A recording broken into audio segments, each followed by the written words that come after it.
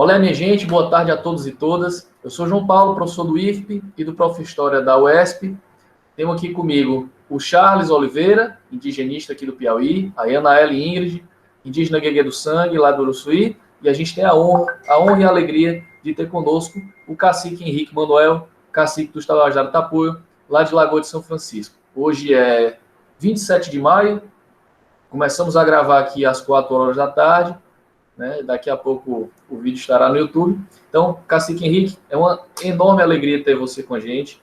Na verdade, já era uma ideia, né, desde algum tempo, né, de entrevistar você. Você que é uma figura de pro do movimento indígena aqui no Piauí, que vem conduzindo muita gente e vem adentrando o território do Estado, né, conhecendo comunidades que estão se organizando agora.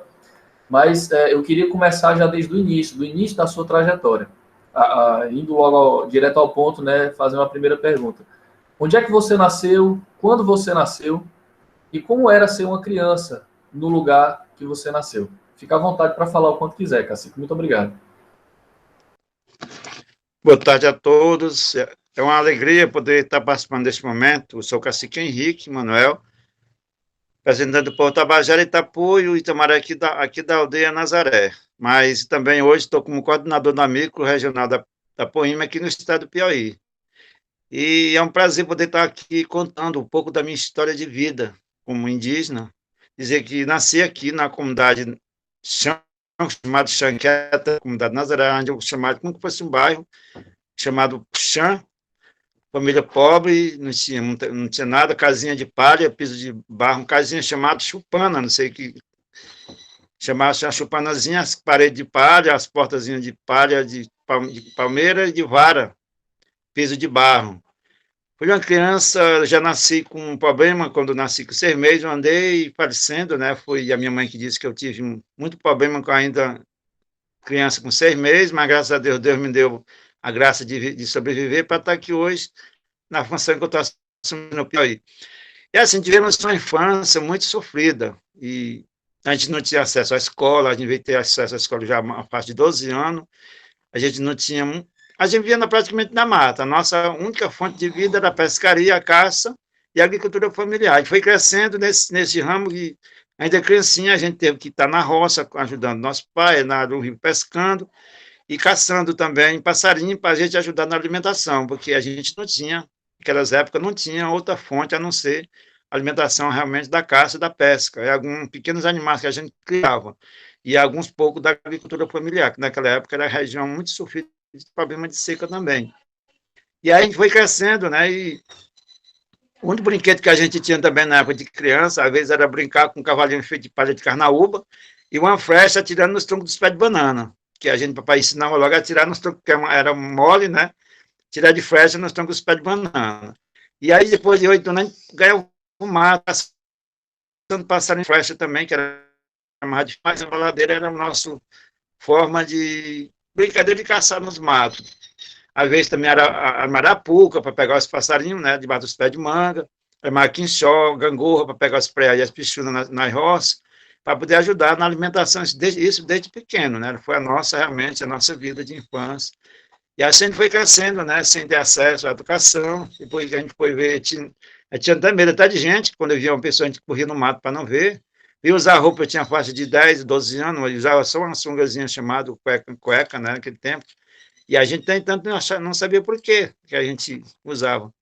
E aí meu pai sempre dizia que a gente era indígena, indígena de cordó cabeludo. E aí isso, a gente foi passando o tempo, né? Foi crescendo e eu era chamado cabelo de pouco espinho. Me chamava sempre cabelo de índio, cabelo de pouco espinho, rato candu, né? Que isso me doía tanto que eu chorava de raiva por causa disso. O preconceito era muito grande na época de criança, na escola. Então eu era tratado de cabelo duro, né? Olha o índio vai de cabelo duro ali, né? Então, isso também me machucou muito no tempo de criança, na infância. Mas a gente foi tentando sobreviver e a gente foi crescendo, né, nessa luta E a gente foi começando a trabalhar essa questão indígena aqui já na comunidade. A gente se apresentava, a gente sabia que era indígena, mas muitas vezes a gente sempre fazia um evento, a gente começando a participar de alguma coisa na comunidade, a gente se apresentava já como indígena, mesmo sem ter destaque para fora, mas era a nossa forma de estar se apresentando, de assumir realmente a nossa forma de vida. E foi mais ou menos isso, né? Até um espaço de 12 anos, a gente teve uma vida muito sofrida. Cacique, eu queria voltar assim para essas primeiras histórias, né, que você nos passou antes, né? Sim, antes disso, né, antes da segunda pergunta, eu não entendi o nome do bairro lá de Nazaré. Nazaré é um distrito de Lagoa de São Francisco, né? Mas o bairro que você nasceu, como é que chamava? Era Chã, era um povoado, era um lugarzinho. Essa, na verdade, é o Nazaré, só que era um cantinho da comunidade Nazaré, chamado Chã, lá onde começa toda a história. O Charles conhece já a nossa região, onde moravam meus avós. E era a família, meus avós, e tinha a família dele toda em volta.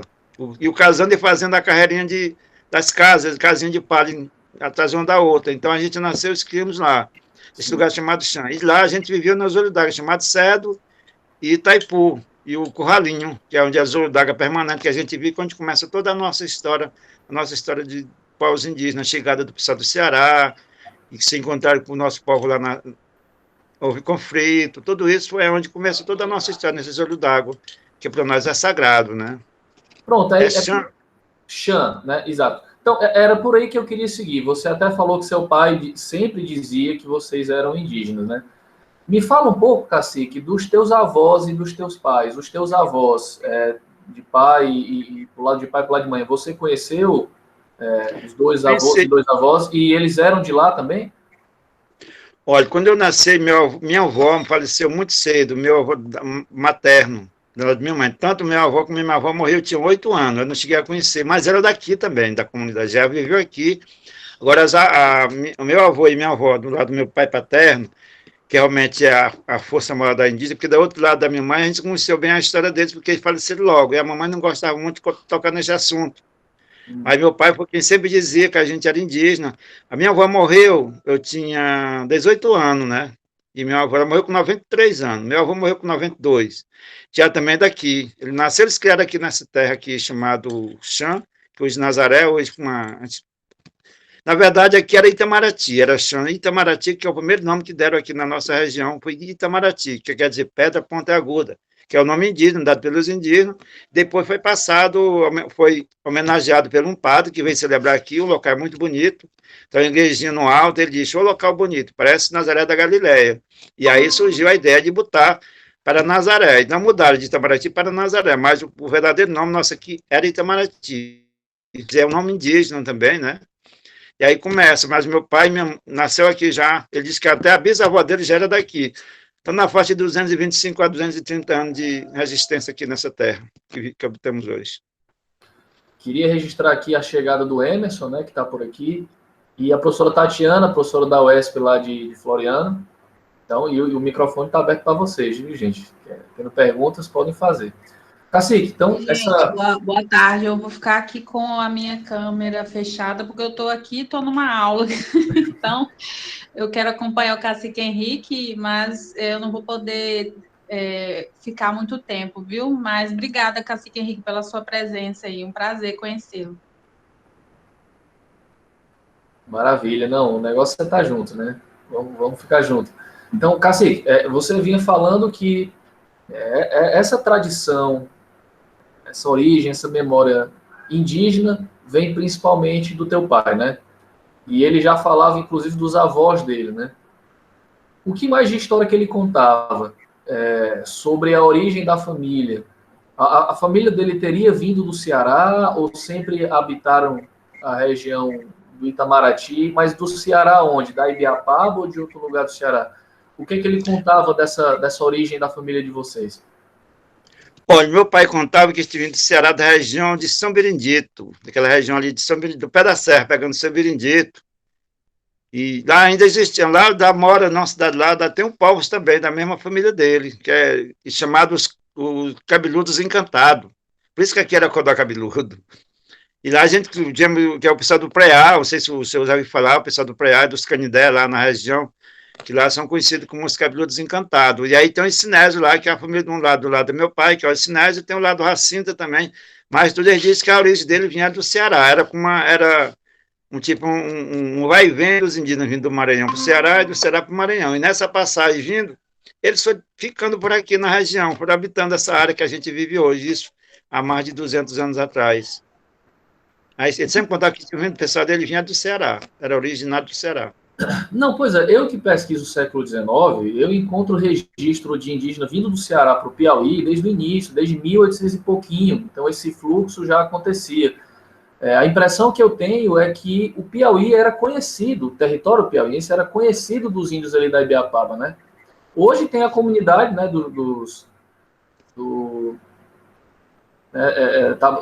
como é, Charles, lá de São Benedito? Os Cariri, Tabajara Cariri,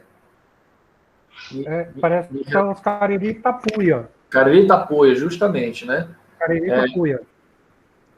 Cacique, essa é a comunidade que vocês são aparentados ou não? Rapaz, na verdade, eu acredito que sim. Olha, a gente tem uma ligação muito forte com o pessoal de São Benedito. É uma ida e roda danada do pessoal vindo para cá, a gente para lá. Famílias lá, vindo de lá, assim, muita família lá daqui mora lá e muitos de lá moram aqui. É medonho para casar uns com os outros. Se encontram e os jovens se namoram de casa, então vivem nessa situação. Uns vão para lá, outros vêm para cá e quando a mulher vai morar lá e quando o homem vem para cá, morar para... É assim, então nesse vai e vem aqui, morando tanto aqui como lá. São a família do dois estados, né? Os parentes de vocês que vivem em São Benedito se reconhecem indígenas também, então, né? Rapaz, lá tem algumas que sim, outros não. Eles não querem realmente se reconhecer como indígena, né? Porque não tem, assim, na região que eles moram, que é no Barreiro, não, lá não tem aldeia. Mas os indígenas lá do próprio Ceará, que a gente conhece sobre indígenas, eles dizem que são parentes da mesma família, né? Rapaz, a gente conversando lá com eles, rapaz, nós somos da mesma família. Pois Cacique e Charles, eu penso então que deve ser uma outra comunidade de São Benedito, né? Diferente do... Sim, pode ser. Eu estou lembrando aqui do pai da Alian Waimiri Guajajara. Na única vez que a gente se encontrou, que a gente conversou, ele falou, né, que ele era índio tabajara vindo dessa região mesmo de São Benedito, né? Confirmando aí a história do Cacique Henrique. Sim. Não, é uma região sempre habitada, né? E o primeiro registro, inclusive, documental que eu tenho de São Benedito é de 1816, quando eles tentaram construir uma capela, e era como se a comunidade de São Benedito, é uma impressão preliminar que a gente tem, né? Eu e o Estevão, né? O Estevão Paletó lá da Paraíba, né? A gente conversa muito e a gente concluiu que é como se fosse a mesma comunidade dos índios de Baepina, que hoje é Ibiapina, né? Não tem nenhuma comunidade no atual município de Ibiapina que se afirma indígena, mas em São Benedito tem os Cariri Tapuia, né? E o Cacique Henrique falando desse trânsito ancestral, né? Da família dele com familiares lá em São Benedito. Então, Cacique, desde da sua infância, seu pai sempre lhe falou que vocês eram indígenas, né? Ele falava de outras histórias, de tradições, de lendas. O que mais que ele contava a esse respeito para vocês? Olha, o que ele contava para nós que via muita grito, muita tocha de fogo nas quebradas, que a gente passava nos caminhos, tinha um pessoal chorando, como se estivesse na taca. Tem um lajeiro aqui que eles quando passavam lá, tinha que correr com medo, porque eles tinham muita gente gritando lá embaixo, assim, dentro do lajeiro, como se tivesse alguém pedindo socorro. E tem uns 8 ciclos lá perto do Henrique, que viam muita gente rodando em roda do pé de pau, outros tocha de fogo dentro do mato.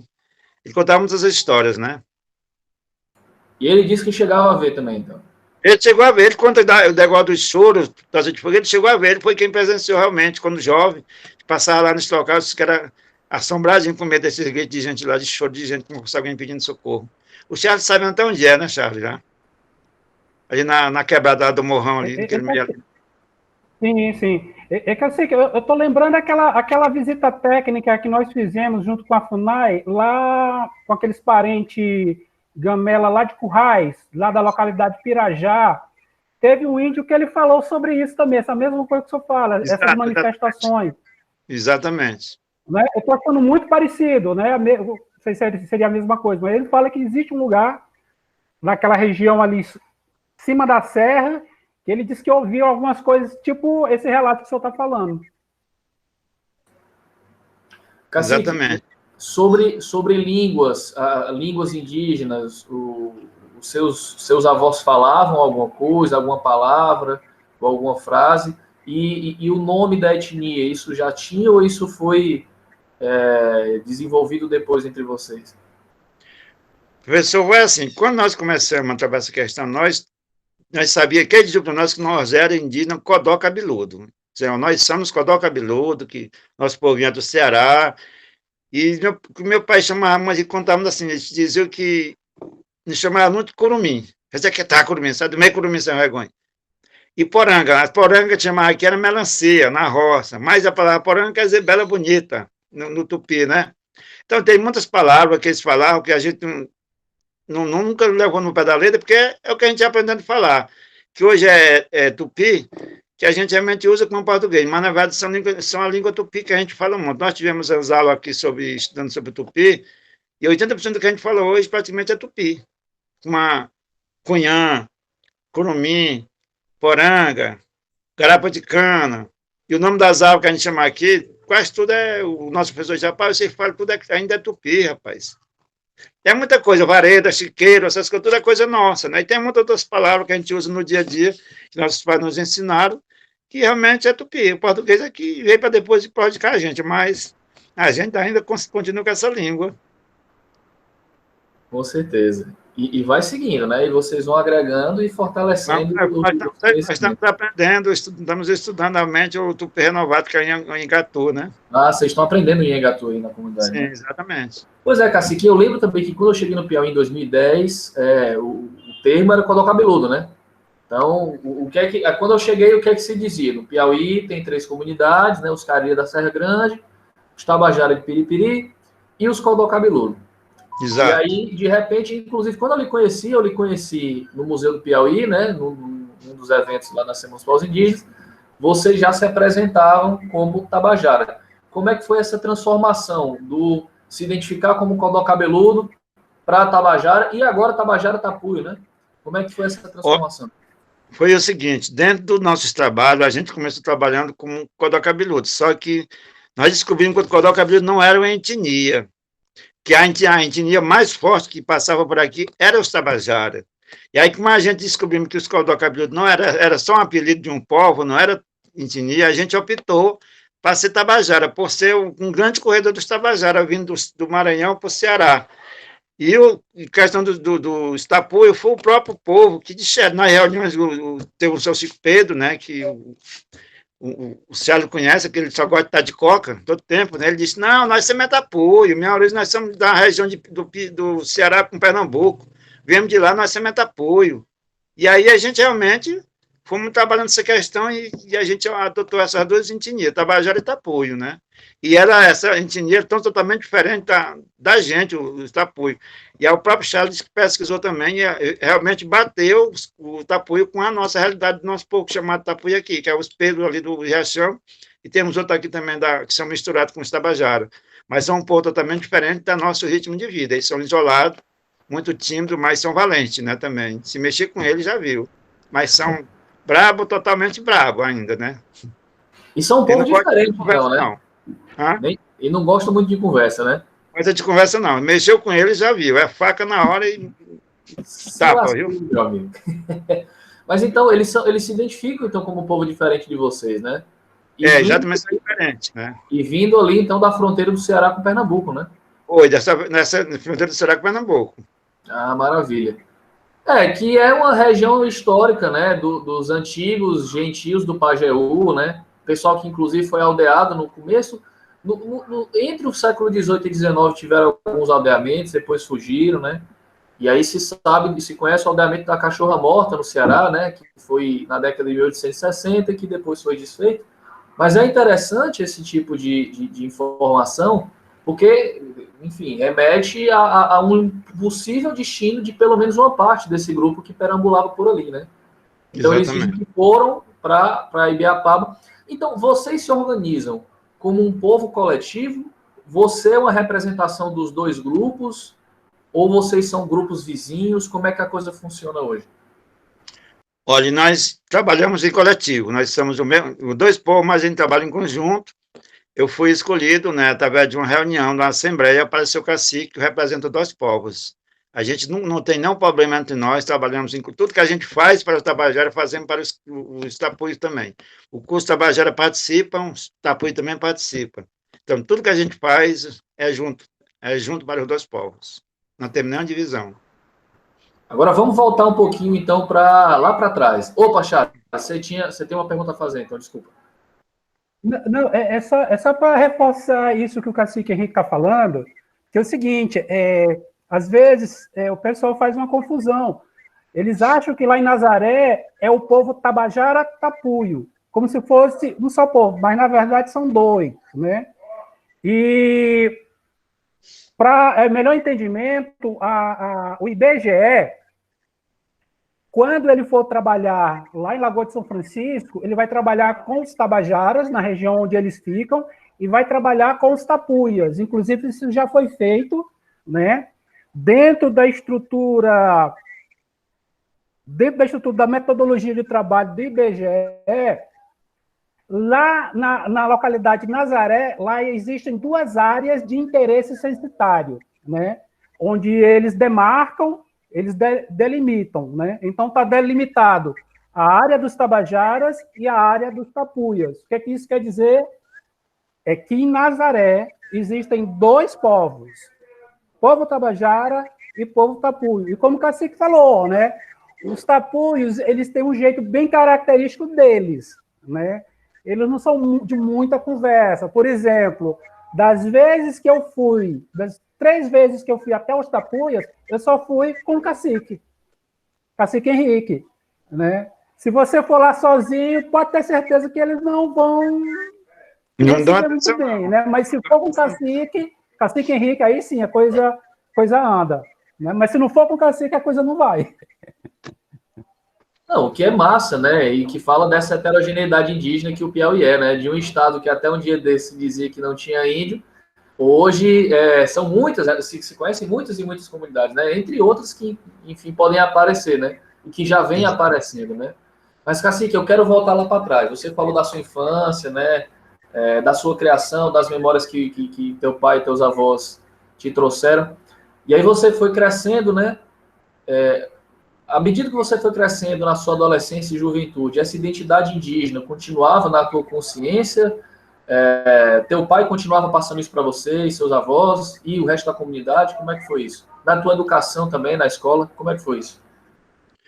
Olha, na verdade, a única pessoa que nos ajudava nesse sentido era meu pai e meu tio, chamado Antônio Nisa, que era irmão do meu pai. E eram os dois que realmente fizeram com que a gente chegasse onde nós chegamos hoje. Os meus avós, eles tinham vergonha de contar para nós, né? Isso eles demorou muito ainda até que meu pai e meu tio colocassem para a gente. Eles só diziam que a gente era indígena, cordão cabeludo, mas eles não contavam a história direito. Inclusive, nós viemos saber direito mesmo, na verdade, da nossa história realmente, completa agora há 2 anos atrás, que meu pai abriu o jogo. Tá isso ele vinha cobrindo ainda. Porque eles tinham vergonha, eu acho que tinham medo também de contar. E a questão da juventude, a gente sofria muito preconceito, né? A questão quando a gente saía daqui, em São Paulo, a gente era muito discriminado porque a gente dizia que a gente era indígena, parecia com índio, fazia que a gente acabou que parece mais com índio, a gente tem o cabelo duro, igual o cabelo de porco, né? Então, a gente tinha isso como preconceito. E na escola também, a gente nunca teve essa questão de trabalhar dentro da escola, era tratado normal como qualquer outra pessoa. E aqui, na verdade, até hoje, a gente não tem escola indígena, você sabe, mas a gente veio trabalhando essa questão na escola ultimamente, uns 5 anos atrás. Mas a gente geralmente não. Era só chamar era o preconceito, cabelo duro, porco espinho, discriminando a gente de todas as formas. Mas a gente sofria muito nesse período, né? Na verdade, a gente sofreu muito preconceito e discriminação com relação por ser indígena. Cacica, a Tatiana está perguntando sobre a idade dos mais velhos, né? O seu pai morreu recentemente, inclusive, né? Tem poucos meses, né? De março, que digo. Em março, né? Exatamente, meus pesos. Mas ele morreu com quantos anos? Ele morreu com 89 anos e 8 meses. Ia fazer 90 agora no dia 10 de julho. Ia fazer 90, né? Da faixa etária dele ou de idades próximas, tem vivos ainda? Anciãos e anciãs? Tem 2 tios meus, talvez um parece que está com 87, outro com 86. Olha, a nossa história do nosso povo, a minha avó morreu com 93 anos, o meu avô morreu com 92, meus 2 tios mais velhos que meu pai morreram com 91, outro com 92, e meu pai morreu há quase 90 anos. A história de vida é essa, todos chegam quase à faixa de 90 anos. Você vai viver muito ainda, hein, Cacique? Rapaz, eu acho que não chega esse tanto, não. Mas se eu viver, é uma benção, né? Se eu tivesse sorte de chegar à cidade, né? Agora eu fiquei curioso sobre isso que você falou de que há 2 anos atrás seu pai abriu o jogo, né? E falou de muita coisa que ele escondia ainda. Dessas coisas que ele escondia, o que é que ele falou?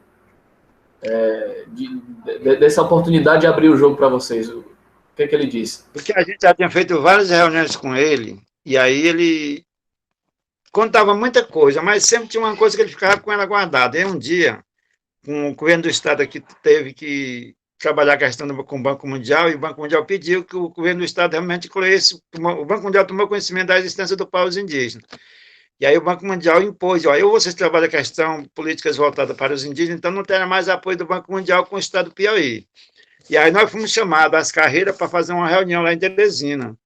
E nessa reunião nós temos o pé na parede, não aceitamos tomar a decisão que eles queriam, né, que era para a gente assinar documento dizendo que a gente era indígena, tal, e queria que no mesmo dia assinasse o documento. Nós pedimos que não fazer isso, queria que viesse realmente em todas as comunidades indígenas para falar sobre realmente a questão do programa do Banco Mundial no estado do Piauí. Isso causou uma polêmica muito grande. E tinha uma japonesa, que essa mulher, eu nunca engoli ela, ela também me engoliu, né? A gente causou um conflito muito grande, que era quem coordenava o programa do Banco Mundial, coordena o Banco Mundial no estado do Piauí, né? E aí, eles vieram para cá, eu tive um problema de paralisia facial. E aí ela veio para cá, a gente teve uma conversa muito pesada, né? Ela dizia que, quando ela se levantou e disse, porque fizemos isso porque o Banco Mundial não sabia que tinha existência de povos indígenas. E no dia do lançamento do programa do Banco Mundial, eu estava lá, representando os indígenas. Então, aquilo me deu um choque. Eu tive que parar no hospital, né? Por causa disso. E aí, de noite, eu não pude dar mais minha participação. Eu saí e disse como é que é, o que a gente queria realmente do Banco Mundial. Ou o Banco Mundial priorizava a questão da terra e ajudar alguns programas com nossos povos indígenas, então nós não tínhamos apoio da gente. E aí eu fui para o hospital. Quando eu cheguei, já tinham terminado as reuniões. Só que de noite eu não consegui dormir. Aquela voz dizendo, procure seu pai e veja de 1795 para cá quantos anos dá. E aí não consegui mais dormir, uma voz aparecendo no meu ouvido, procure seu pai e veja de 1795 para cá. Aquele encucou na minha cabeça. Quando foi 5 da manhã, eu levantei, fui lá, ele estava dormindo. Aí fui na casa da minha irmã, também estava dormindo, a Lucinete, que a pessoa que trabalha com a gente mais essa parte de resgate, de histórico, né? A minha sobrinha de Nayana. Aí eu fiquei lá esperando ele levantar. Aí quando ele levantou, eu contei a história para ele. Ele deu risada. Aí marquemos para 5 da tarde nós sentar. Aí quando eu coloquei para ele, ele disse, não, sabe o que é? É porque a minha bisavó, ela já nasceu aqui. E ele foi, toda a minha família que eu conheço, já viveram aqui nessa comunidade. E todos morreram com mais de 90 anos. Aí eu calculei, então vamos calcular bem que da sua bisavó. Quantos anos dá? Deu 225 anos. Quer dizer, o que isso quer dizer para nós? Que diz que o extermínio do povo indígena no Piauí foi em 1795. Se você já viveu aqui em 1795, isso quer dizer que não houve extermínio. Quer dizer, a partir de até 1795, ele já vivia aqui nessa terra. E era isso que ele queria dizer para mim, que era para dizer quantos anos fazia que a gente habitava nessa terra.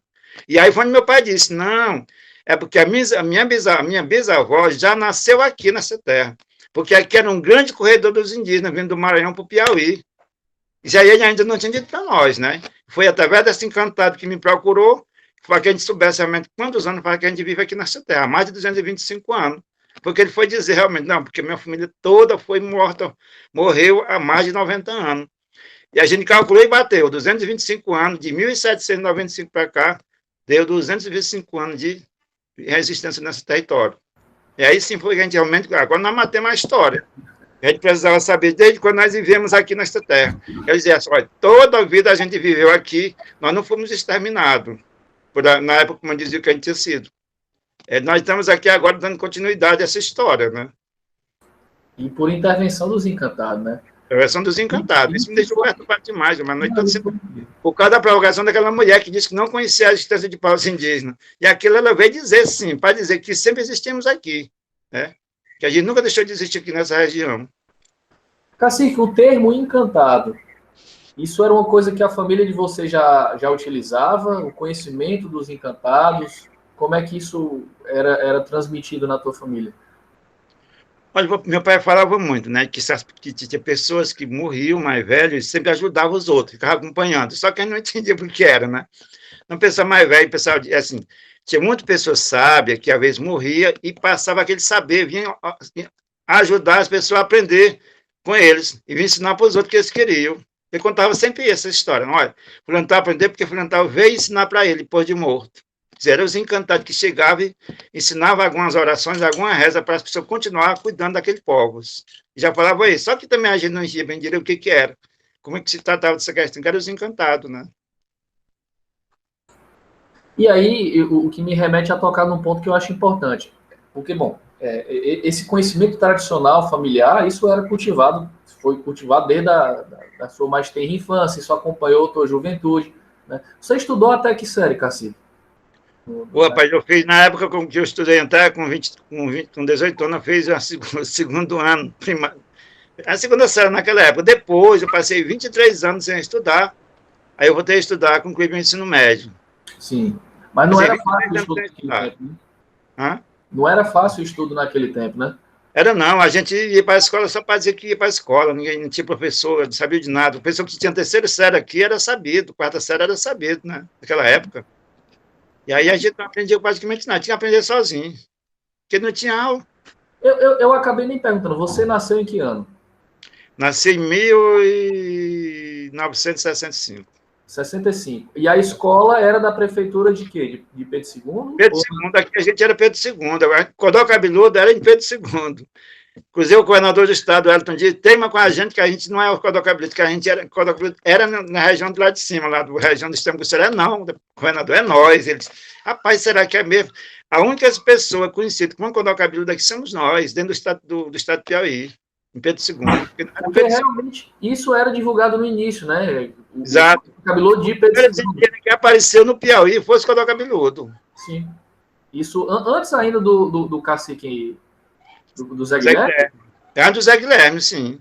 Só que a gente vivia isolado, ninguém sabia para se destacar, para procurar alguém. E aí teve uma vinda de um padre de Fortaleza, o padre Pedro, através do Centro de Formação da Caru, veio aqui, fez uma entrevista e um jornal de imprensa divulgou, publicou dizendo que foi nessa época o governador do estado, que era deputado estadual, tomou conhecimento da existência dos Cordel Cabeludo, né, em Pedro II. Ele disse, olha, na comunidade Nazaré, em Pedro II, existe uma comunidade indígena chamada Cordel Cabeludo, que era nós. Pronto, pois agora eu quero começar a direcionar nossa conversa a partir daí, porque eu acho que a partir daí é que dá para começar a se falar de um movimento, né, de um movimento social indígena, a partir da tua comunidade e um pouco depois em contato com a comunidade do seu Zé Guilherme, né, do cacique Zé Guilherme. A coisa, então, na sua comunidade começou com a presença desse padre, não é isso, cacique? Foi, exatamente. Padre Quando Pedro foi isso? Quando foi? Rapaz, eu não tô, a data mesmo eu não lembro. Foi na época de 80, por assim. Anos 80, né? Dos anos 80. O Charles levantou a mão, diga lá, Charles. Não, eu acho que é uma pergunta depois dessa fala do cacique, porque eu já estou aqui já pensando, cacique, no seu contato com os outros povos, né?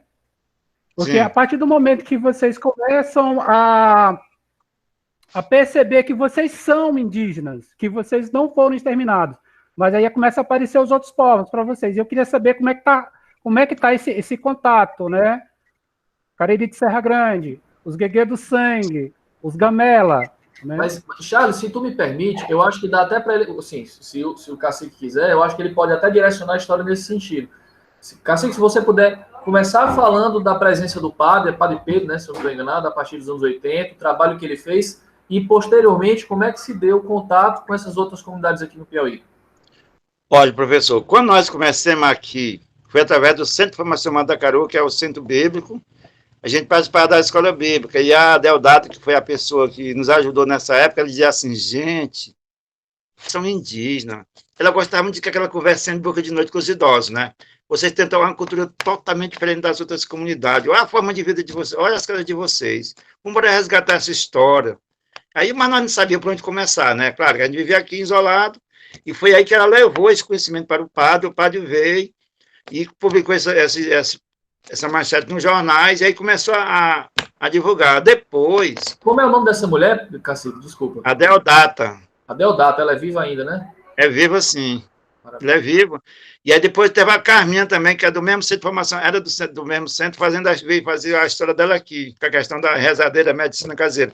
E aí depois ela trabalhava muito, viajava muito com os outros contatos com inclusive com a professora Carmen da Universidade Federal. E um dia a professora Carmen chegou aqui, fazer uma visita a Marrela, perguntando se poderia visitar a comunidade, conversando com o pessoal mais velho. Aí eles gostariam de fazer um trabalho de antropóloga com as alunas aqui, se a gente podia permitir, né?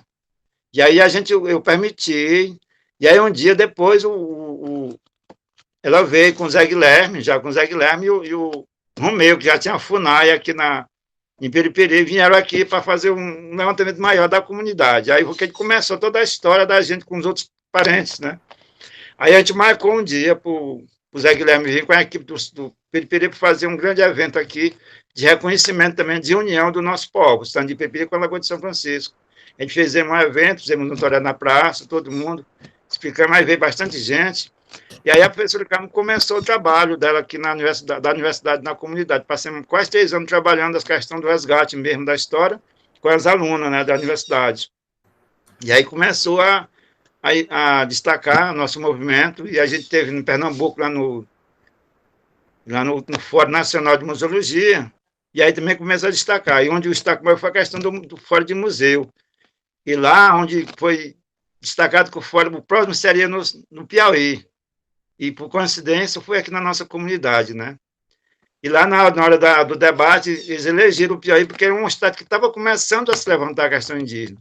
E jogar logo essa responsabilidade muito grande para nós de sediar um Fórum Nacional de Museologia, que foi a maior riqueza que a gente teve ultimamente, que a gente tivemos destaque. Nós recebemos 35 etnias com 15 estados em um país, né? O México teve presente aqui também.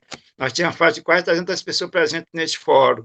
Foi aí onde começou realmente o nosso maior destaque de união com todos os povos aqui dentro do estado do Piauí, porque vieram todos os povos do Piauí, só não os Gamela, né? Porque ainda não estava reconhecido com a gente. Mas veio os Careris, veio os Tabajaras de Periperi, e os outros estados fizemos uma grande festa, inclusive o próprio governador do estado esteve presente aqui. Foi aí que começamos a destacar o nosso movimento aqui dentro do Nazaré, nacionalmente e internacional, porque veio pessoas de outros países, né? E deram cobertura, e a gente começou realmente a trabalhar essa questão.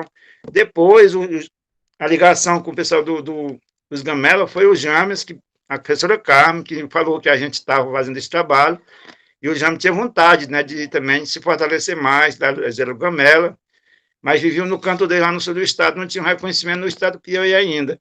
Um dia nós dissemos, Carmen, pois traga ele para a gente conversar.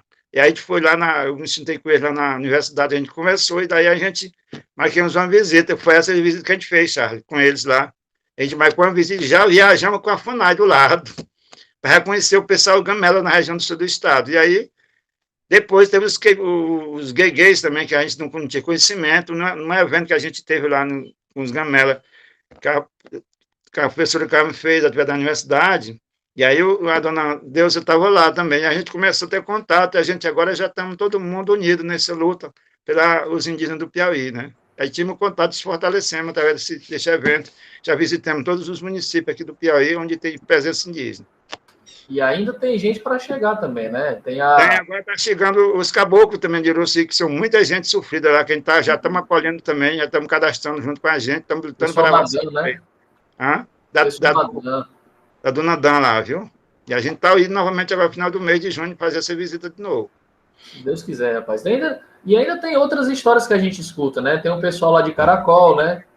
Os Dias Marreca, né? Acho que vocês... Exatamente. Tem bastante indígena no Piauí para se levantar ainda, para se unir com a gente. Tem muita gente ainda, né? Não sei se vocês tiveram contato com alguém do litoral, Cacique.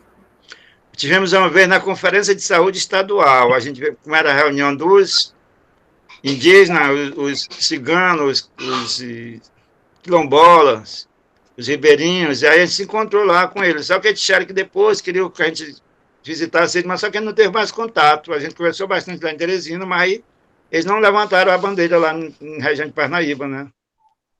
Fala aí, Charles. No caso do litoral, são os Tremembés, né? Eu tive com os Tremembés em 2015, lá em Raposo, lá no Maranhão, né? Lá na Ilha Grande de São Luís. Tremembés lá de Almofala com os Tremembés de Raposo, né? E numa conversa lá com o cacique Durval Torres, né, o cacique João Venâncio, né, a gente conversando, a gente jantando, e eles conversando, e eles falaram, né, eles contaram a história do percurso deles saindo de Almofara em direção do Maranhão, e eles param no litoral aqui do Piauí, né, para um descanso, né. Então é o seguinte, eles ficam uns dias no litoral do Piauí e eles saem, né, depois eles saem. Só que eles falaram que ficou um grupo considerável no litoral, né, e eles falaram, olha, Charles, nossos parentes estão lá ainda, né, a gente apenas perdeu o contato, mas eles estão lá, né. E o censo demográfico de 2010 fala que existem indígenas no litoral, Parnaíba, Luiz Correia, Ilha Grande de Santa Isabel, né? Deve ser esses, né? Com certeza, viu? Acabada a pandemia, essas coisas vão se desenrolar naturalmente, né? Isso aí. Acredito que sim, viu? Sim. E aí vai ficar mais fácil as comunicações, os deslocamentos, né? Mas, Cacique, então, voltando, fazendo a cronologia. 2010, assim, aliás, antes ainda, né? Década de 80, a Igreja Católica viu o Padre Pedro, né? O projeto Mandacaru, né? Tiveram esse primeiro momento inicial importante, né? E pessoas conscientizando a comunidade para se organizar etnicamente. Mas 2010 parece ter sido um ano importantíssimo quando você conheceu, então, o cacique Zé Guilherme, né? Você conheceu em 2010 por intermédio da Carmen, da UFP, né? O meu, que era da FUNAI, exatamente. Foi onde ele começou realmente o nosso trabalho em conjunto. E, na verdade, ele veio aqui dar o reconhecimento também da comunidade e a gente começar a trabalhar esse trabalho em conjunto. Nós trabalhamos sempre em conjunto aqui em Pipiri com o Lagoa de São Francisco, né? Cacique Zé Guilherme, gente fina, né? É meu cacique. E agora o Fórum de Museus, né? Que aconteceu quando? Em que ano? 2017. 2017 também foi um momento importantíssimo para a comunidade de vocês, né? Foi. Também um marco, né? Foi nessa ocasião que vocês conheceram o Alexandre Gomes? Exatamente, o Alexandre que foi o coordenador desse movimento com a gente aqui, né? Gente boníssima. Gente boníssima. Então, a partir daí que começou o trabalho do Alexandre também com vocês, né? Exatamente, foi. Cacique, agora eu fiquei curioso sobre a questão do toré, né? Do ritual do toré. O toré que é ensinado e que é transmitido, né? De uma comunidade para outra, né? No Nordeste, né? Desde quando as coisas começaram com SPI, na década de 50, 40, 50, e a coisa vem se desenrolando e veio bater no Piauí, né? Como é que foi o ensinamento do toré para vocês da comunidade de Nazaré? Repita de novo aí que eu bati bem aqui, não escutei direito. De onde veio a letra? Como foi? Diga aí. Não, como é que o toré foi ensinado para você e para a sua comunidade? Olha, na verdade, o toré, a gente já está com ele no sangue, na mente, na verdade. A gente começou a cantar com o Zé Guilherme. Quando o Zé vinha para cá, muito pouco, e a gente vai visitando as outras comunidades dos outros estados, e a gente vai aprendendo, e a gente também criamos bastante toré já na comunidade. A gente inventa mesmo da nossa forma aqui, baseado na nossa realidade. A gente tem bastante toré já feito por mim. É assim, a gente ouve cantar nas outras comunidades e a gente aprende. E vai cantando também. Tem que ter a memória boa. Você é torezeiro já também. Mas, moço, aqui é tanto o seu torezeiro como eu ensino para os outros. É mestre torezeiro, meu amigo. Não é só praticante, não. É ensinador também, né? Mas então o cacique Zé Guilherme, cacique Zé Guilherme foi o primeiro a lhe passar essa... Não, porque como eles vieram para cá, a gente não sabia o que a gente sabia o toré, mas não tinha visto. Eles vieram para cá para dar o reconhecimento da gente, aí eles cantaram o toré na praça. E daí a gente começou, daí bastou a gente escutar uma vez, a gente já começou a cantar, né? Hoje nós ensinamos eles. E hoje vocês já estão ensinando, né? As novas comunidades. A gente vai criar toré, né? A gente pegando, porque como eu viajo muito, onde eu viajo, que canta um toré diferente, eu já procuro aprender, né? A gente vai trazendo para nós e vamos passando para os outros também, né? Para poder ir fortalecendo cada vez mais os nossos rituais, né? E criando e passando. Criando, né? Cacique, a juventude, como é que a juventude hoje na tua comunidade, ela se posiciona? Ela agarrou também a causa, ela levanta a bandeira também? Ou há alguma resistência de alguns jovens? Como é que a coisa funciona hoje? Professor, falar a verdade, são nossos maiores forças, hoje é a nossa juventude e as crianças. Abraçaram com toda a força, nós temos um grupo de jovens muito bom, e torezeiros também, muito bom. O Charles, que conheceu o Alexandre Veide, fez um trabalho muito bom com a juventude, esse trabalho continua. Claro que a gente está parado agora por causa dessa pandemia, que atrapalhou muita coisa, mas nós temos um grupo de jovens muito forte e abraçar a causa com muito carinho e muita vontade, viu? Tanto os jovens como as crianças também, né? Eu acho que a gente já pode começar a caminhar para o final. Eu não sei se Tatiana, Charles teriam mais perguntas, né? Mas já na reta final, nas últimas perguntas, eu queria saber de desafios hoje para a comunidade de vocês, né? A gente está num momento terrível, anti-indigenista, com um presidente genocida, psicopata, e que não gosta dos povos indígenas, e já manifestou isso não só agora, mas antes das eleições, né, que não demarcaria mais 1 centímetro de terra, que os indígenas têm que ser integrados, como se vocês não tivessem direito às suas próprias formas de existência, de transmissão de conhecimentos. Quais são os desafios hoje para vocês, os principais, né, diante desse contexto tão terrível? Nosso maior desafio hoje é a conquista da terra e a implantação da saúde indígena, que eu acho que sem terra a gente não vai a lugar nenhum. Então, nossa luta maior hoje é a questão da terra. E a gente estamos tentando aí, junto ao governo do Estado, se a gente conseguir essa terra aqui, pelo menos um pouco, para a gente dizer assim, nós temos que seja 2 hectares de terra indígena, para a gente poder implantar alguma coisa que a gente tenha em vista, é um sonho para a gente, mas o maior desafio nosso é a questão da terra e a saúde indígena. A professora Tatiana está até perguntando, há conflitos na região, Cacique, entre vocês e proprietários? Não, graças a Deus que até hoje a gente não teve esse conflito, até porque a gente não provocou ainda, né? A gente mora em propriedade, vive em terras alheias praticamente. A gente mora no lotezinho de 10 por 40 ou 10 por 30 e trabalha nas terras dos proprietários. Só que tudo é terra particular, mas a gente não enfrentamos ninguém, não tivemos nenhum problema de conflito até agora com ninguém, né? Isso aí é uma bênção para nós. Todo mundo aqui também. E ninguém quis entrar na terra de vocês por enquanto também, né? Não temos ainda, não temos nenhuma terra ainda, só um lote de 10 por... Estamos na briga para conquistar o espaço numa terra aí, né? O Charles até levantou a mão, quer fazer uma pergunta, Charles?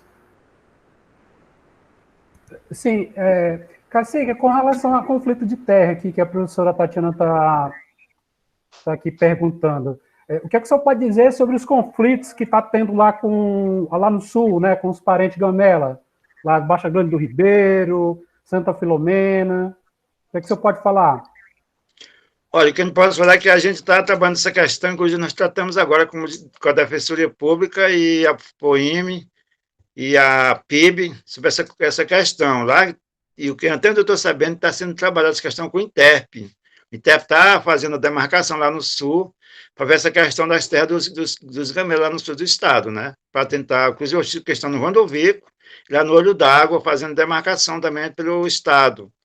Inclusive, nós estamos indo agora no final do mês de junho, já para ver essa questão, como é que está o andamento dessas questões das terras, né, lá. E é isso que eu estou tendo conhecimento, o Estado está dando prioridade a essa região lá, porque lá tudo são áreas do Estado. Então, o que o governador terminou com a vice-governadora?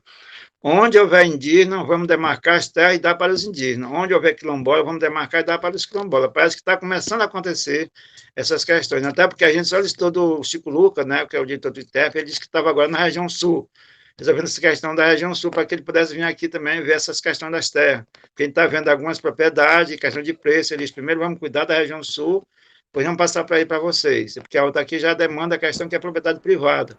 E não são terras do Estado, mas que está tendo alguns encaminhamentos também nessas questões lá no sul do Estado. A professora Tatiana, essa pergunta do Charles é muito boa, né, porque fala também da sua atuação, né, como liderança estadual, mas a Tatiana também direciona para uma questão local de vocês, que eu acho que é importante se refletir.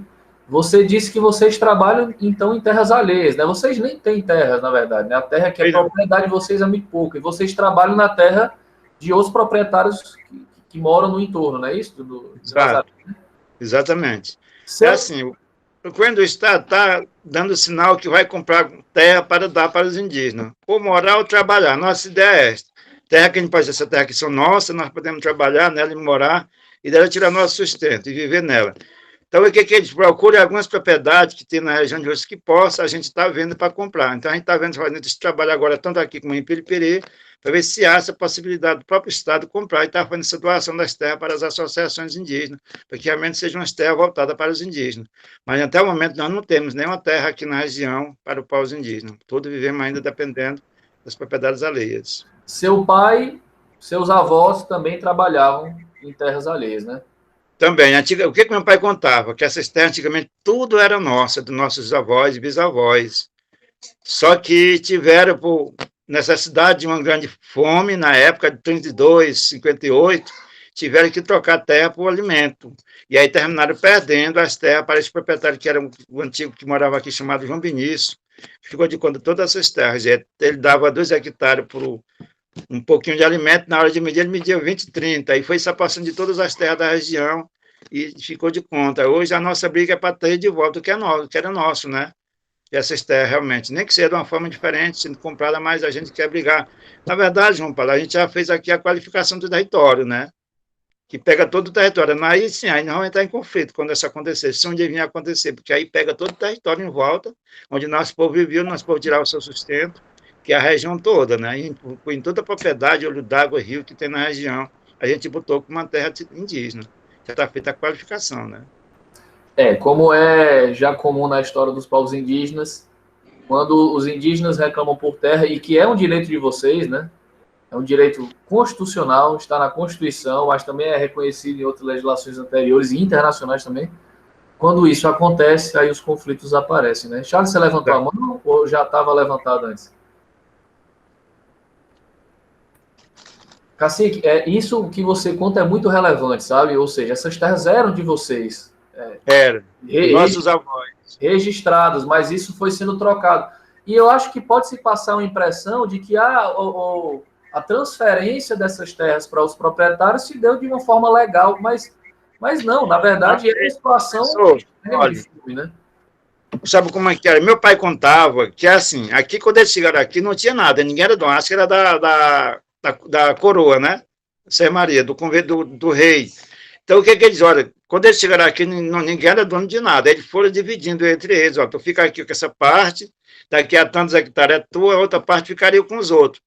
E aí eles foram se apossando desse território, né? Aí eles viviam nesse território aqui, era tudo com uma deles.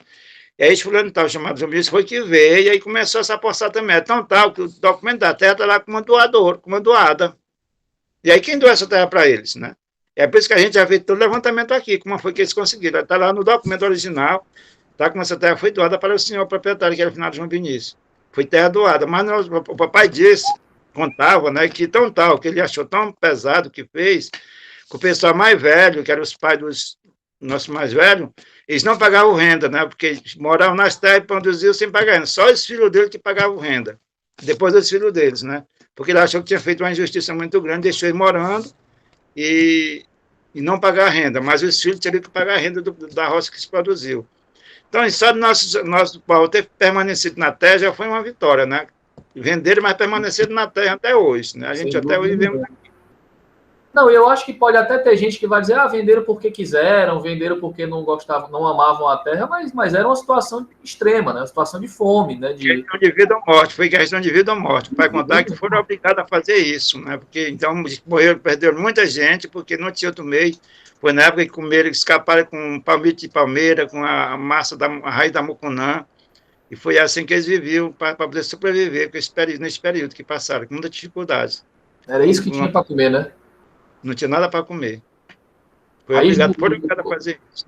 Quais eram os alimentos, Cacique? Raiz de mucunã, o que mais? Era raiz de mucunã lavada em 9 águas, como pai dizia. Nós comíamos raiz de mucunã. Ele foi criado na época dele, que há 90 anos atrás, criança que ele comia raiz de mucunã lavada em 9 águas para não morrer intoxicado. E o palmito da palmeira. Foi a única fonte de vida de alimento que eles tinham para comer nesse período. Era o que tinha para comer. Seus pais e avós, eles falavam, e tios e mais velhos, eles falavam também de perseguição, de guerra, de caça, de violência? Olha, eles não chegaram a falar, mas mesmo meu tio, que faleceu mesmo que meu pai, ele falava muito no colar de orelha. Se quiser, do tempo do colar de orelha. Só que ele não sabia o que se tratava, o que era isso. Isso você sabe, né? Você sabe o que é colar de orelha? Já ouviu falar? E isso é o que era um costume que se passava, que se contava, né, de colonizadores quando chegavam numa determinada região, matavam os inimigos e aí arrancavam as orelhas dos mortos, né, e exibiam como colar, né? Exatamente. Diziam que era porque eles matavam os índios, caçavam os indígenas. Agora, os indígenas do Piauí eram tratados como formigueiro e caçados como veado na mata. Então, quando eles matavam o indígena, tiravam a orelha e enfiavam no cipó, não sei o que, ela fazia o colar de orelha e iam prestar conta com o chefe que tinha mandado matar para desocupar o território. Então, quer dizer, era isso. Só que ele não sabia que colar de orelha era este, né? Sim. Acho que é por isso que ele não falava desse assunto, porque era muito ruim para eles e muito doloroso também, né? Sim. Há muito trauma, né? Exatamente. Há muita coisa que ficou, que era de difícil transmissão, porque eram coisas muito traumatizantes, né? Muito Acho que eles tinham medo, ainda como eles não tinham consciência, achavam que dissesse que era indígena, era tratado de dizer para ninguém aqui é indígena. Porque se disser que é indígena, nós vamos morrer, alguém vai matar a gente. Ficou ele trauma com ele. Então, por isso que ele resistiram muito tempo a dizer que não era indígena. Por isso que ele demorou a resgatar a história da gente, né? Isso também vem de trauma, né? A Tatiana levantou a mão? Ei, João, levantei. Seu Henrique, ainda sobre essa questão que o senhor colocou das terras da comunidade, da sua família, né, que o senhor conta que o seu pai ou seu avô, né, não me recordo aqui, teve que, foi vender, né, para esse João aí, que o senhor comentou, eu não lembro o sobrenome dele. João Vinícius. João Vinícius, né? E vocês ficaram na terra, né, como poceiros, né, como poceiros ou como eu posso dizer, trabalhando como... como é que é o nome que dá, gente? Não é arrendatado, não. Sendo morador deles, né, sendo morador na terra e trabalhando na terra dele. Aí o senhor era contrapartida, né, obrigado a trabalhar na terra para viver nela, ou vocês poderiam, por exemplo, trabalhar em outro lugar? Porque eu venho da zona rural e eu conheço muito caso assim, né? Que a família está lá trabalhando, mora na casa, no terreno de alguém, mas ele é obrigado por essa família a trabalhar nessa terra, né? Ele não pode trabalhar para outra pessoa, por exemplo. Isso aconteceu lá ou vocês eram livres para trabalhar em outro lugar, se vocês quisessem, né? A gente era livre assim, até porque quando comecei, o meu avô era procurador desse João Vinícius. Ele me deu as terras, depois ele deixou ele de conta, para tomar de conta do território, para ser o arrendatário dele, né? As pessoas trabalhavam na terra dele e ele recebia a renda e levava para ele. E aí ele não cobrava a renda dele, nem das pessoas mais velhas, que eram os donos das terras. O verdadeiro dono da terra não pagava a renda, ele deixou eles morando. Olha, vocês não vão pagar a renda, mas os filhos de vocês vão trabalhar e vão pagar a renda para mim. Mas vocês não, o que vocês fizeram é de vocês. Se foi uma forma de reconhecimento, eu acho que a consciência pesou. Eles, na verdade, eles não venderam, eles trocaram a terra por alimento, para a questão de sobrevivência, né? Porque eles tinham que comer, a única coisa que eles tinham era a terra, então eles trocaram a terra pelo alimento para dar para minha família. E aí foram perdendo, até que perderam todo o território, e aí a gente ficou, mas mesmo assim deixaram a gente morando na terra, como até hoje a gente vive morando. Só que depois... Não venderam, então, né? O senhor... Não venderam, eles trocaram e foram tomar. Na verdade, como ele disse, ó, eles davam uma quantidade de terra, dizendo 2 hectares, na metragem ele botava 20, porque 2 botava somente 0, cada 3 ele botava 30, e foi se apossando de todo o território. E assim, tomou de conta de tudo, né? Quer dizer, aí vocês ainda continuaram lá trabalhando para ele, né? Para esse proprietário, e esse proprietário não morava nessa terra, né? Ou ele morava em Pedro II. Tinha um procurador, que era meu avô, e outras pessoas que moravam. Eram bem 3 procuradores dele aqui, que moravam na região, porque era muito grande a território aqui, né? E aí eles ficavam de conta aí para receber as terras, tirar a roça para o pessoal que queria, estar acompanhando todo o processo. E quando ele vinha, ele ia visitar a roça, e quando tinha os melhores, tinha uma abóbora, tinha um pé de laranja carregado, ele mandava tirar as melhores espigas de milho tinha que ser para ele, não tinha negócio não, quebra isso aí para mim, pronto, levava, né? Melhor produção tinha que ser para ele. E ali ninguém dizia nada, né? Porque fazer era... exploração, né? Fazer o que? Era a norma, tinha que ser assim, porque era o chefe, coronel, era chamado Coronel João Vinícius, né? Coronel João Vinícius. Né? Mas é exploração em todos os sentidos, né, Tatiana? É exploração do trabalho e é tomada de terra. Não tem outro termo. A terra foi tomada. Você coloca a pessoa numa condição que ela não tem como sobreviver na própria terra, né? E aí ela se obriga a trocar por comida. Isso aí é o máximo da exploração, né, da pessoa. Sim. Exato. E é o que hoje a gente chamaria de trabalho análogo à escravidão, né? Trabalho escravo, provavelmente. Exato. É verdade. O Sebastião Guegue, lá de Uruçuí, ele falou para mim, e o seu Raimundo também, lá do Guegue de Uruçuí, eles falaram para mim de uma forma que eu não tive como contra-argumentar, que é o seguinte: olha, se você está trabalhando e você não recebe, como é que é o nome disso aí? Escravo. Eles falaram para mim, eles fizeram essa pergunta retórica para mim, e é verdade, né? A gente fica pensando em outros nomes, mas é isso. Vocês foram submetidos à escravidão na própria terra. Essa que é a realidade, né? E aí, isso acontece, João, por exemplo, como eu falei, eu lembrei agora o nome, é meeiro, né? Lá meeiro, exatamente, é meeiro. Lá na roça de onde eu vim, não era o caso da minha família, porque a gente ainda tinha terra, mas tinha muita gente lá que não tinha terra e aí ia trabalhar como meeiro, né, ir para grandes fazendeiros lá. Só que alguns recebiam, né, o pagamento, que não parece ser o caso, né, seu Henrique, da família lá de vocês, mas eles tinham que também trabalhar obrigatoriamente para esse fazendeiro. Eles meio que estavam uma servidão ali, né? Eles estavam presos à terra, eles não poderiam trabalhar em outra fazenda, só naquela fazenda onde eles estavam como meeiros. E aí também é um tipo de trabalho forçado, né? E era mais assim, além disso, também quando era na época de política, eles sabiam deixar o nome do candidato, para daquele que não votasse para o candidato dele, que era matado fora do território, tinha que se virar, não sei ter para onde ir. E era assim, tudo era humilhado, tinha que votar em quem mandava e pronto, senão você saía dali, não tinha negócio não, viu? Se votasse contra ele, você já estava fora do território dele, viu? Era o costume da República Velha que se estendeu, né? Era Vargas, ditadura e por aí vai. Quer voltar, né? E a gente ainda está aprendendo a sermos democracia, né? Aqui vai melhorar, viu, João Paulo? E demais, foi depois de 2000 para cá, quando ele faleceu, teve um genro dele que teve a ideia de lotear os terrenos aqui, que era onde dividiram os... Desculpa aí. A ideia de dividir, né? Aí ele começou a lotear, o pessoal começaram a comprar os lotezinhos, foram morando no que é seu, mas aí trabalhando ainda na terra ali, né? Experimento para construir sua casinha, eles conseguiram comprar. Ele loteou e o pessoal compraram. Alguns davam o lotezinho onde já morava, e outros tinham que comprar para poder aumentar mais um pouco, porque alguns lotes com menos de 20 por 40. E ainda... Seu Henrique, desculpa, João, é porque eu estou muito curiosa. Mas, seu Henrique, agora vocês recebem, né, pelo trabalho, né, nessas fazendas, né? Não é igual no modelo de escravidão contemporânea, não.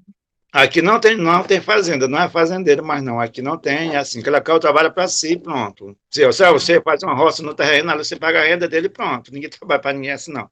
Se alguém trabalha para alguém, mas é diária por dia, recebe na tarde, recebe seu dinheiro. Ah, sim. Uhum. Ou seja, já foi pior, né? Já foi pior, hoje, graças a Deus, a gente tem liberdade. Depois de 2000 para cá, mudou a realidade quando ele faleceu, né? Mas então é isso, né? Assim, é uma violência no mundo do trabalho, era uma violência fundiária, né, em relação à terra, e era uma violência política também, né? Vocês votavam em quem ele queria, né? Exatamente, que é onde ele mandava, não vote não para ver se não vai para fora do terreno. E aí não tinha para onde ir, tinha que ser obrigado a seguir o que o chefe mandava. Não, e de 2000 para cá é muito recente, realmente, né? Anos 90 a coisa ainda acontecia. Cacique, quando se fala de ditadura, né? E vocês lembram desse tempo da ditadura militar? As coisas mudaram ou continuaram da mesma forma? O que é que vocês... Olha, na verdade, eu não sei nem lhe dizer direito, que eu nasci em 65 para cá, foi em 64, né? Mas eu me lembro ainda do Figueiredo, né? Em 85, né? Parece que foi?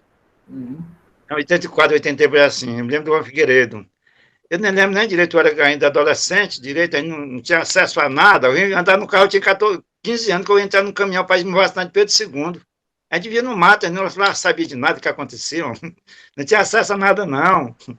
Mas isso é interessante saber, era uma comunidade muito isolada, né? Como tantas outras comunidades no interior do Brasil, né? E o acesso à informação era muito difícil, né? Não tinha acesso a nada, não, era no mato, era só do rio para casa, da roça para casa e pronto. Se eu entrar no carro, no caminhão mesmo, chorando, eu tinha 15 anos para me vacinar em Pedro II, no meio num caminhão velho, no pau de arara, o papai tinha que proteger nós tudinho para não cair por cima dos outros. Eu me lembro de sair ainda, o meu moleque já grande, mas eu chorando para não dar em cima do carro. Assombrado, grudado do meu papai para não cair. Eu com medo de andar no carro. Olha, isso é muito interessante, né, Cacique? Mas as primeiras experiências, né, fora da comunidade. Exatamente. Para a gente ter ideia do isolamento que era, né? Agora, Cacique, outra coisa que me chamou a atenção também, que eu me lembrei agora, eu não sei se você vai lembrar de uma oportunidade, eu apresentei um trabalho, uma pesquisa, sobre a balaiada, né?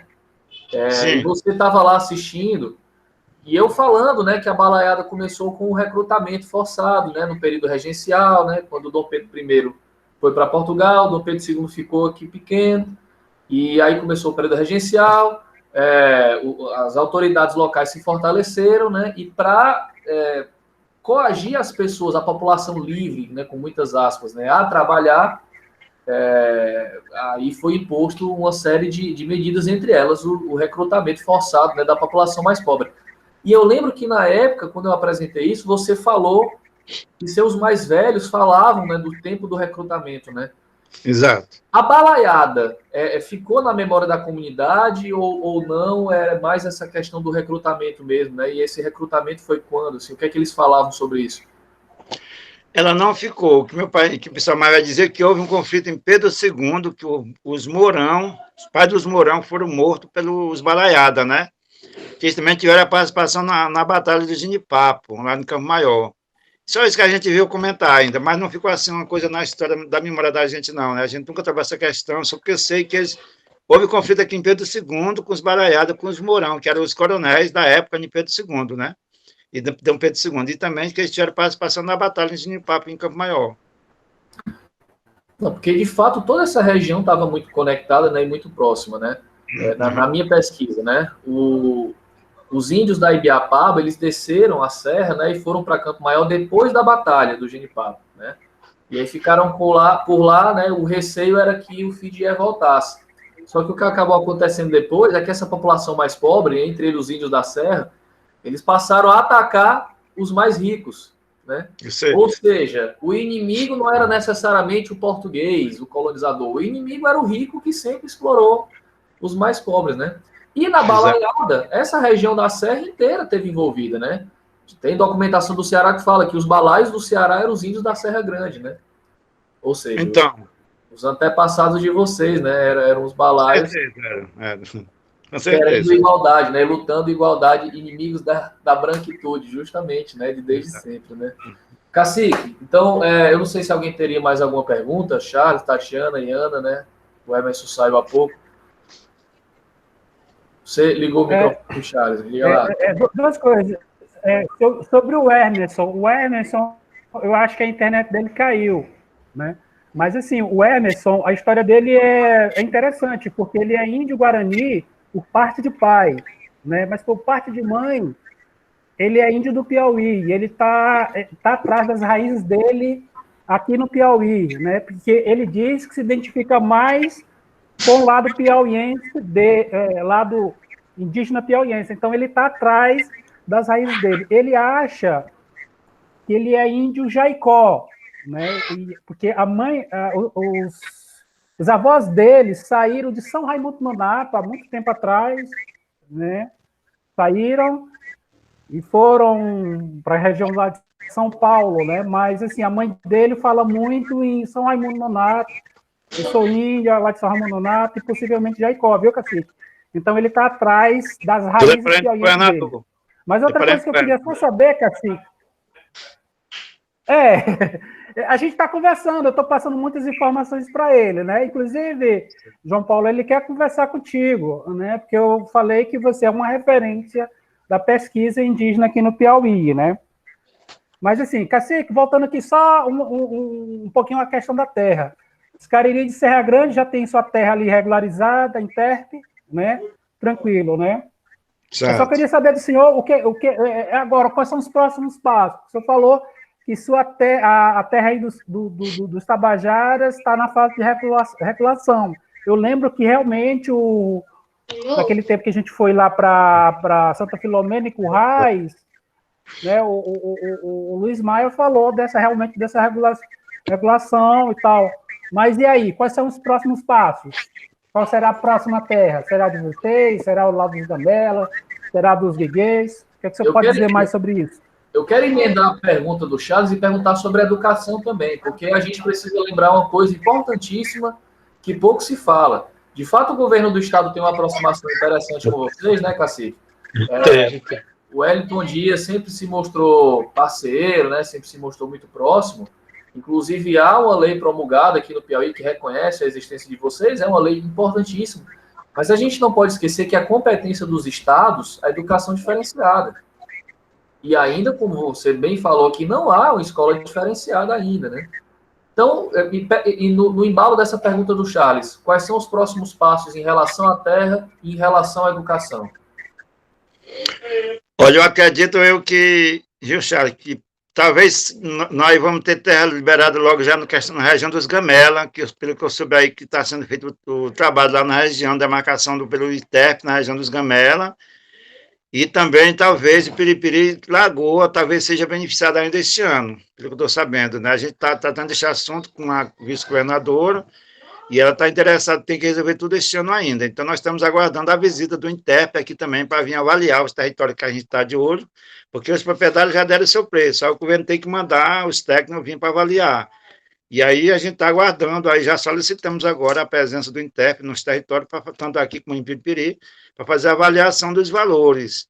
E o conhecimento que eu tenho é que no sul do estado já está sendo feita essa demarcação pelo INTEP, lá na região do Gondovico e lá no Olho d'Água, talvez na região do... O Jean me disse outro dia que estava fazendo um trabalho a pedido do INTEP, uma metragem lá que ele medir os territórios, que ele sabia, como ele conhece toda a região, pediu que ele tivesse esse trabalho para o próprio INTEP. Então, eu acredito que lá deve estar andando essa questão também, que nós vamos agora saber direito como é que está, agora no final de junho, do dia 21 a 27 de junho, nós vamos ter que fazer novamente pelo sul do estado. E a questão da educação, professor, a gente tem trabalhado muito essa questão da educação, debatido muito com o governador. Ele me disse que tem que retomar essa história, porque já tem uma lei no Ceará, que os dois estados trabalham em conjunto, né? Que é onde determina que o Ceará estava disposto a ajudar a implantar a educação indígena no Piauí. Só que isso aí foi em 2014. E aí isso aí parou. Aí eu cobrei agora do governador deixar para nós podermos retomar essa história. Só que a gente talvez não vai esperar por isso. Aqui nós estamos trabalhando já aqui na Lagoa, no município da Lagoa, o prefeito está disposto a ajudar, porque um setor, para trabalhar essa questão da educação também com as famílias tradicionais, a gente já tivemos reuniões, e uma das nossas solicitações é que realmente seja implantada a educação indígena, nem que seja municipal. E parece que vai dar certo, né? A gente vai criar algumas matérias, já estamos trabalhando essa questão de ver como fazer, porque a gente já vem trabalhando aqui dentro do colégio, na questão indígena mesmo, a gente já tem trabalhado muito essa questão da língua, a questão mesmo da parte indígena mesmo, dentro com os alunos. Então, a gente está numa coisa bem fácil, nós temos 4 professores indígenas que atuam dentro do colégio também, já que são professores do nosso povo que estão trabalhando hoje. Então, a gente tem como dar início a esse pontapé da questão da educação, mesmo que o Estado não implante, mas a gente pode já estar começando pelo município. Há essa possibilidade agora, né? O novo prefeito está abrindo as portas para a gente, tanto a saúde como a educação, e a gente vai aproveitar a oportunidade. E agora, o próximo passo, viu, para nós, a gente já fez aqui o censo, viu, Charles? Não sei se eu lhe passei. Passei não, né? Nós estamos fazendo como que seja uma busca ativa, um censo indígena, nós fizemos aqui na comunidade Nazaré, estamos fazendo em todas as comunidades do estado do Piauí. Vamos sair agora de 21 a 27, fazendo visita, já pegando esses dados de todas as comunidades para saber realmente quantas famílias nós somos, quantos nós somos indígenas do estado do Piauí. Depois a gente pode estar passando para vocês esses dados, porque nós só vamos poder trabalhar concretamente quando tiver todos esses dados em mão. Por enquanto são só cálculos, né? E a gente quer realmente ter esse dado completo, a realidade dos nossos povos indígenas, como é que eles vivem, a condição de vida de cada um, porque ainda existe gente que não recebe nem Bolsa Família, né? A gente tem que saber direito disso aí, para poder estar cobrando das autoridades municipais e estaduais, né? E aí, a gente vai poder ter esse dado completo na mão da gente, para poder, olha, nós estamos hoje com tantas famílias indígenas, tantos indígenas no Piauí. É isso nossa meta agora, neste mês de junho, patrocinado pela APOIME, né? Tatiana levantou a mão? Sim, Cacique, por favor, compartilha conosco esse censo e se o senhor tiver interesse, né, João, pode contar conosco, né, para a organização desse tipo de levantamento, para trabalhar esses dados, né, para dar maior visibilidade também, né, à luta de vocês, né, a gente quer lutar junto, poder fazer Nós parte do vamos nosso estar em lugar. Uruçuí aí no dia 27, viu, de junho. A gente vai ter uma reunião.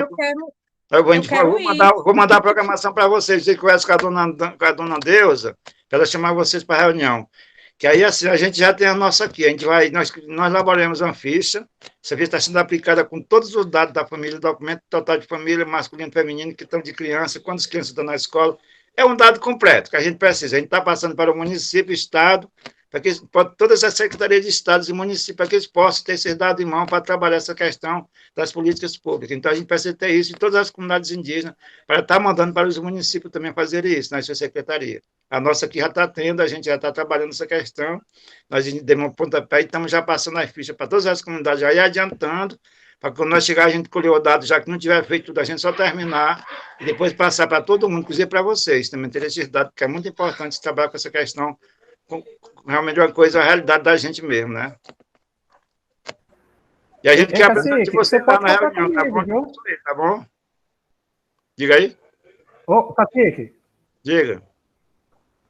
Você pode contar comigo, porque no IBGE eu aprendi essas questões de fazer pesquisas, de dados censitários, né?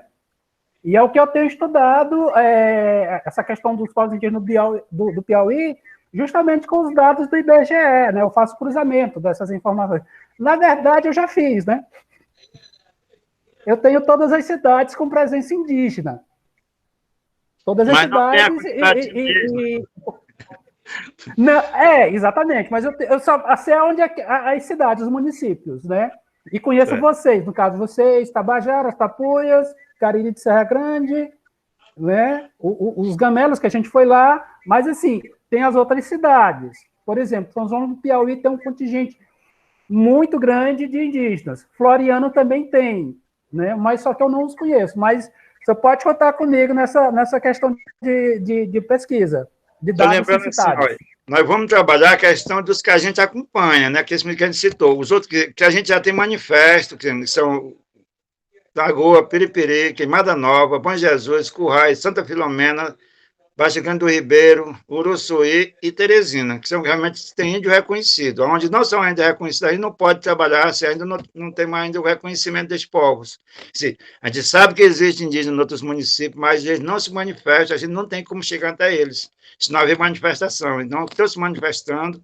Aí em Uruçuí nós sabemos agora do pessoal da dona Dan, que é bastante gente também, já está, vamos incluir ele também agora já neste censo também. Que já estamos lutando pela vacina para isso também. Espero que não demore muito, né? E é isso, né, gente? Bom, e o pessoal da DAN é numeroso. Enfim, tem muita coisa para acontecer ainda, né? A gente nem imagina o que a região deles tem uma região muito rica, que a gente quer conhecer esses locais lá. Bom, beleza. Cacique, então é isso. Eu quero encerrar com isso que a Tatiana falou, né? De nos disponibilizar, né? O que vocês precisarem da gente para trabalhar junto, para divulgar, no que a gente puder ajudar, pode contar com a gente. E eu queria encerrar a entrevista, Cacique, com a última pergunta que eu sempre faço para todo mundo. E eu queria ouvir muito de você. O que é que você acha daquela frase que sempre se diz, né? Os índios no Piauí foram exterminados. Não existe mais índio no Piauí. O que é que você acha disso, Cacique? Isso é balela, não foi exterminado. Eu acabei de citar no começo que um encantado veio me dizer que não foi exterminado. Eles apenas foi questão, como é que diz? E como é que chama? Existir para existir. Dizer assim, como é que a gente sempre usa essa frase, rapaz. Realmente eles se calaram para a questão de sobrevivência. Eles se calaram a boca por algum tempo para sobreviver. Resistir para existir. Foi uma resistência para existir. Hoje nós estamos resistindo nesse período, hoje nós estamos existindo novamente. Então é isso. Resistir para existir. Não for exterminado. Estamos aqui à prova. Então, para terminar, eu vou contar aqui uma história para... Terminou a pergunta? Terminei. Pode falar, fica à vontade. Vou me deixar à vontade, que eu terminar com um toré ainda para vocês, do nosso Piauí. Há muito tempo, o nosso povo aqui viveu, era feliz e tinham tudo que a Mãe Terra ofereceu. A fruta, a caça, a pescaria. Do formigueiro sempre vinha esta najura. As brincadeiras no terreiro à noite escura. No rio, água corrente, as cachoeiras. Correr na mata era nossas brincadeiras. Tudo acabou quando o branco aqui chegou. matando a nossa gente. O que escapou ou fugiu se escravizou. Cortaram nossos troncos, mas a raiz é que ficou. E hoje está brotando para resgatar o que sobrou. Da cultura o nosso chão, que foi tomado por um pouco de pão, para matar a fome daquela gente que não tinha outra opção. Hoje estamos lutando por nossa demarcação, do Cé do Taipu, do Curralinho Riachão, do Nazaré à Capivara, e também ao Cercadão. Terra que era nossa, que tomaram sem a nossa permissão. Essa é a nossa história resumida numa poesia, né? Que maravilha. O meu cabelo é grande, mas não vou cortar aqui. O meu cabelo é grande, mas não vou cortar aqui. Chegou os caboclos da mata do Piauí. Chegou os caboclos da mata do Piauí. O meu cabelo é grande, o meu cabelo é grande, enganchou na Jurema. É a força das forças, é a força da Jurema. É a força das forças, é a força da Jurema. Esse canto foi feito em homenagem aos cabeludos. A nossa primeira história que surgiu, né? Que maravilha. Cacique. Diga. Pode falar. Eu queria aqui agradecer pela oportunidade, João Paulo, que é um momento muito importante para a gente. A gente, quanto mais pudesse destacar a nossa história, nosso movimento indígena no Piauí, é muito importante, porque até então sabia que não tinha índio no Piauí. Hoje nós estamos, graças a Deus, sendo aceitos, sendo destaque no estado do Piauí, não só no Piauí, mas no Brasil e no mundo. Hoje nós estamos reconhecidos internacionalmente, em outros países, a gente, quanto mais pudesse destacar para a gente, é melhor, né? E eu agradeço você, o Charles e todos que estão neste momento ligados com a gente por um momento que nos oferecer de estar conversando com vocês. Estou aqui à disposição. A honra é nossa, Cacique. Obrigado. Obrigado, Iana, Tatiana, Charles. Cacique Henrique, é uma honra, uma alegria. Muito obrigado por contar a tua história, a história da tua comunidade aqui para a gente. E conte sempre com a gente para aquilo que for preciso, viu? Muito obrigado. Vamos encerrar a gravação agora. Aí a gente fica aqui na sala para conversar um pouquinho. Obrigado, Cacique. Até breve. Cueca Dureté. Muito obrigado também.